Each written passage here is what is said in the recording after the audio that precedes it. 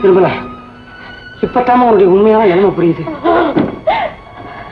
ஏமா திகைச்சு நின்னுட்டு கழுத்தில் இருக்கிற தாலியை மறைச்சிடலாம், ஆனா மனசுல உள்ள கஷ்டத்தை மறைக்க முடியாதுமா.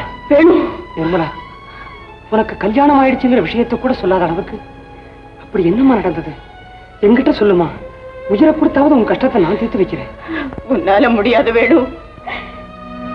காரியத்தை சாதிக்காதது ஆளை பொறுத்தது இல்லம்மா, மனசுல உள்ள வேகத்தை பொறுத்தது. என் மேல இருக்கிற பாசத்தினால நீ எப்படி பேசுற? என்னையும் பாஸ்கரையும் சேர்த்து வைக்கிறது அவ்வளவு சுலபம் இல்ல. நிர்மலா, எனக்கு உன் மேல உள்ள பாசத்தை நீ கொஞ்சம் கூட மதிக்கல.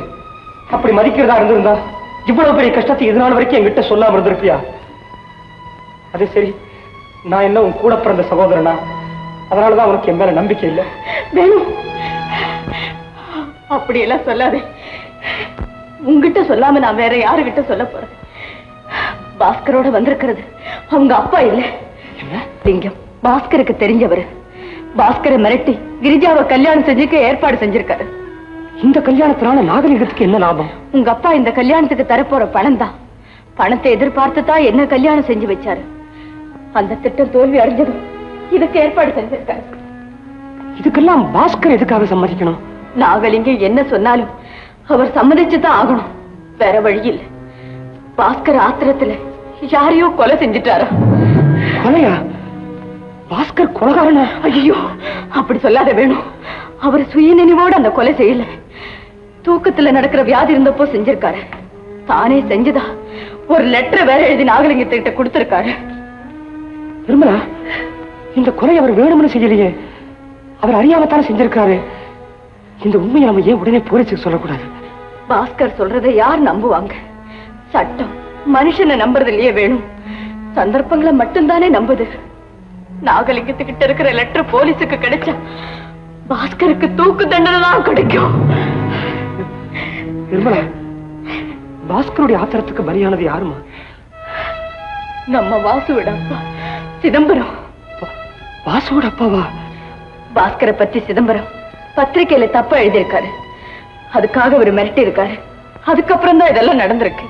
ஏன் நிர்மலா, நாகலிங்கத்துக்கிட்ட இருக்கிற அந்த லெட்டர் நம்ம எடுத்துட்டா உனக்கு ஏற்பட்ட கஷ்டத்துக்கெல்லாம் ஒரு முடிவு காணலாம் இல்லையா? ஐயோ, நாகலிங்கம் கல்லெஞ்சுக்காரன், எதுக்கும் அஞ்சாதவன்.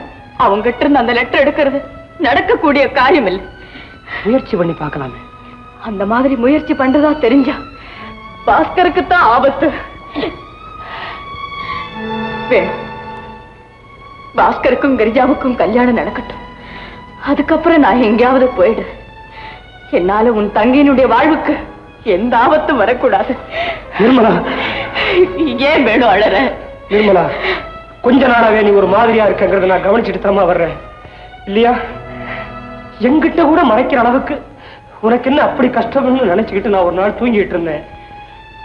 நீ நம்ப மாட்டேம்மா, நான் கண்ட கனவை சொன்ன. ஒரு வறண்ட பாலைவனத்தை மத்தியில் நின்றுகிட்டு, ஆண்டவனே இந்த இடத்துல மழை பொழியணும், சாதாரண மழை இல்லை தேன் மழை பொழியுதுன்னு வேண்டிட்டு இருக்கு. உண்மையிலே மழை பெய்ஞ்சதுமா? கனவு பாதிதான் உண்மை, இன்னொரு பாதி வெறும் கனவுங்கறியா? கனவை நினைவாக்கிட்டா உன்னால முடியாது வேணும். வீண் முயற்சி. இதனால அவர் கஷ்டம் தான் அதிகமாகும். அவருக்கு ஏதாவது ஆபத்து ஏற்பட்டா அதுக்கப்புறம் என்ன நீ உயிரோடு பார்க்க முடியாது. நிர்மலா,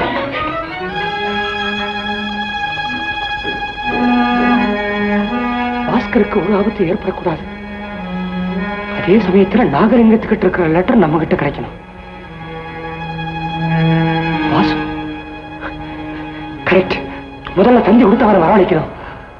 முக்கியமா ட்ரெயின்ல டிக்கெட் எடுத்துட்டு வரான்னு சொல்லணும்.